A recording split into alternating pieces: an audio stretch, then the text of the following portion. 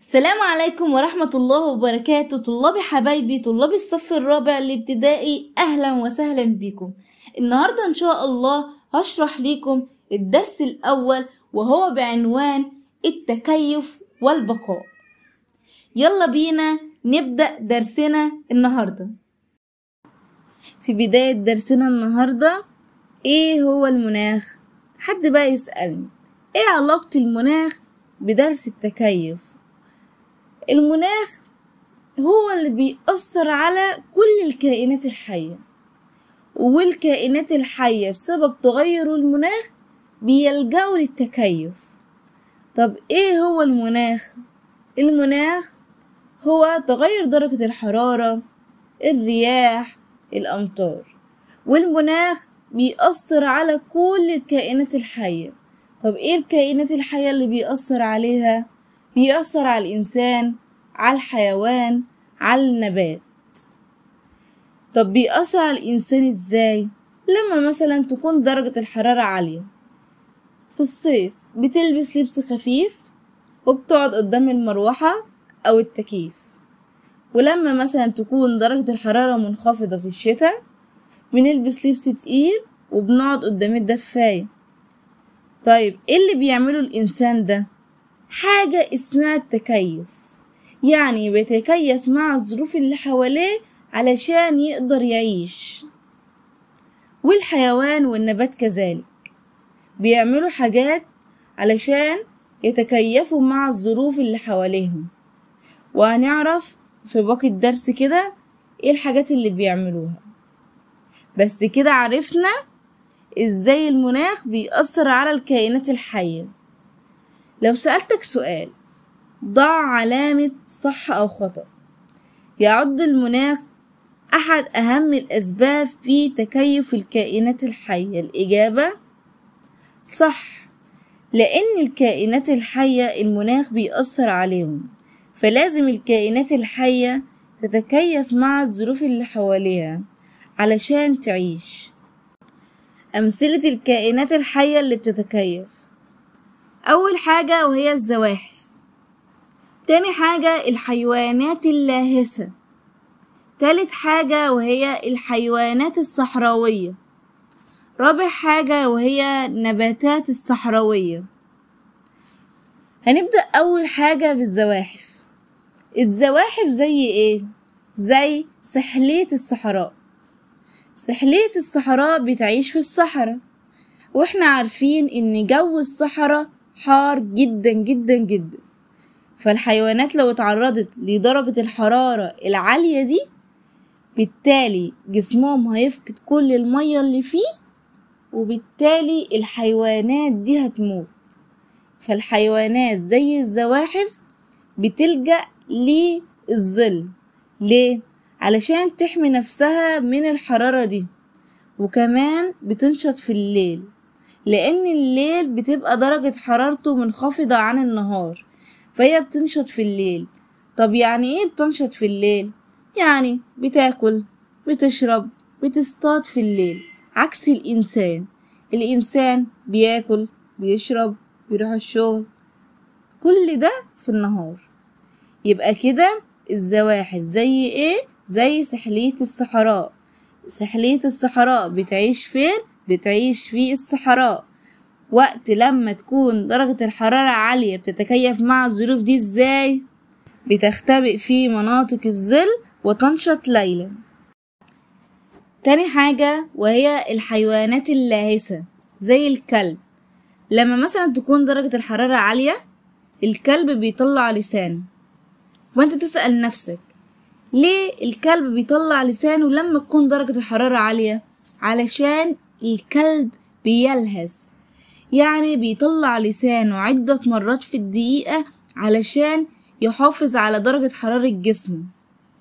وهو بيطلع لسانه أكتر من مرة في الدقيقة، ده بيساعده إنه يبرد جسمه ويحافظ على درجة حرارة جسمه. تالت حاجة وهي الحيوانات الصحراوية. والحيوانات الصحراوية مثل الجمل بيغطي جسمه وبر. الوبر ده بيحميه من البرد والحر. علشان الجمل عايش في الصحراء، والجو في الصحراء حار جدا جدا، فربنا أنعم عليه بالوبر علشان يحميه من درجة الحرارة العالية والبرودة. رابع حاجة وهي النباتات الصحراوية. لو انت عندك شجرة في البيت، الشجرة دي ليها ورق. لما يكون الجو حر الأشجار دي بتفقد مية عن طريق عملية اسمها عملية النتح، فالأشجار دي بنعوضها عن فقد المية اللي بتفقده إن احنا بنسقيها كل يوم. أما بقى مفكرتش النباتات اللي موجودة في الصحراء ازاي عايشة ومحدش بيدي ليها مية، وحتى الأمطار بتمطر كل فين وفين، والنباتات دي لو فقدت مية زي اللي عندنا أكيد هتموت. فربنا سبحانه وتعالى ميزها عن باقي النباتات، حول الأوراق لأشواك علشان تحميها من الحيوانات المفترسة وتقلل فقد الماء. فربنا أنعم على كل كائن حي بطريقة خاصة عشان يقدر يتكيف مع الظروف اللي حواليه ويقدر يعيش. سؤال بقى يجي في الامتحان: علل لماذا تمتلك النباتات الصحراوية أوراق صغيرة على هيئة أشواك؟ ليه ربنا ميز النباتات الصحراوية بالأشواك؟ لتقليل فقد الماء، علشان مفيش حد يقدر يعوضها عن المية اللي هي بتفقدها. سؤال تاني: علل يجب على الكائنات الحية أن تتكيف مع ظروف البيئة التي تعيش فيها. ليه لازم على الكائن الحي اللي هو يتكيف؟ للبقاء على قيد الحياة، لأن لو الكائن الحي ما تكيفش أكيد هيموت. كده عرفنا إزاي المناخ بيأثر على الكائنات الحية. في كائنات حية كتيرة جدا بتتكيف مع الظروف، بس المنهج اختار لينا بعض الكائنات اللي نتعرف عليها عشان مستحيل نقدر نتكلم على كل الكائنات دي. أول كائن هنتكلم عنه وهو كائن البطريق. البطريق يصنف من الطيور، بس هو مش بيطير، بس بيصنف من الطيور. سؤال بقى: أين يعيش البطريق؟ البطريق يعيش في القارة القطبية الجنوبية في مناخ قطبي شديد البرودة، يعني هو بيعيش في جو برد جدا جدا. هو مش بيطير، بيمشي على رجله، يعني بيمشي على الجليد. ازاي قدمه مش بتتجمد؟ مع اننا احنا لو مسكنا قطعة تلج في ايدينا مش هنقدر نستحمل 5 ثواني على بعض وهنرميها، علشان هنلاقي ايدينا بقت باردة جدا. ازاي بقى اقدامه مش بتتجمد؟ لان ربنا سبحانه وتعالى اعطى للبطريق تكيفات. التكيفات دي بتساعده على التكيف في الظروف دي. طب ايه هي التكيفات؟ لديه ريش كثيف لحمايته من البرودة، ولديه طبقة سميكة من الدهون، ولديه أقدام تتحمل البرودة الشديدة. وبالرغم من أن أقدام البطريق غير مغطاة بالريش إلا أنها تتحمل الوقوف على الجليد لفترة طويلة. ليه؟ لأن ربنا أعطى للبطريق تكيف، وهو التفاف الأوعية الدموية حول بعضها البعض. ده بيساعد على إيه؟ بيساعد على انتقال الحرارة من الدم الدافئ إلى الدم البارد. يعني إيه؟ الدم الدافئ بيدي للدم البارد، هما الأوعية الدموية ملتفة مع بعض، يعني بيدوا لبعض. فلما الدم الدافئ يدي للدم البارد، فالدم البارد هيتحول لدم دافئ. طب الدم الدافئ ده بيجي منين؟ جسمه بيبقى الدم فيه دافئ ورجله الدم فيها بارد، فالتفاف الأوعية الدموية بتدي لقدم البطريق الدم الدافئ، وبتاخد الدم البارد تخليه دم دافئ. يجي بقى سؤال في الامتحان ويقولك علل تظل أقدام البطريق دافئة. ليه أقدام البطريق دايما بتكون دافئة؟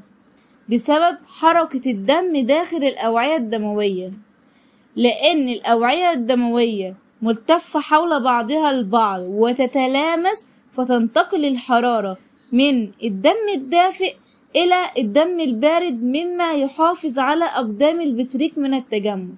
يعني الدم البارد في قدم البطريق بيتحرك للأعلى، والدم الدافئ في باقي جسم البطريق يتحرك إلى أسفل. وبكده بنكون خلصنا البطريق. آخر حاجة في درسنا النهاردة وهي التخفي، والتخفي هو إحدى طرق التكيف. طب ليه الكائن الحي بيتخفى؟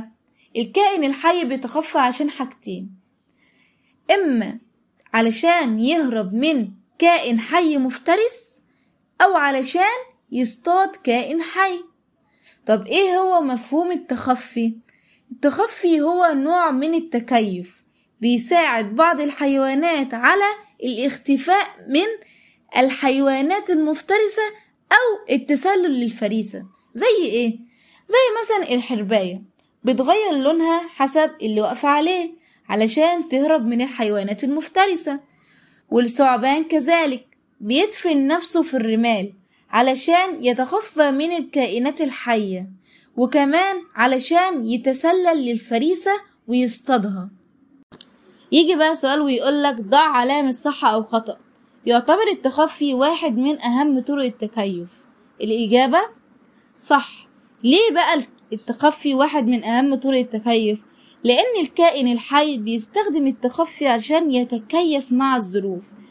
ليه؟ زي مثلا الحرباية بتتكيف ازاي مع الظروف؟ ان هي بتهرب من الكائنات الحية المفترسة. طيب والثعبان كذلك ازاي بيتكيف مع الظروف دي؟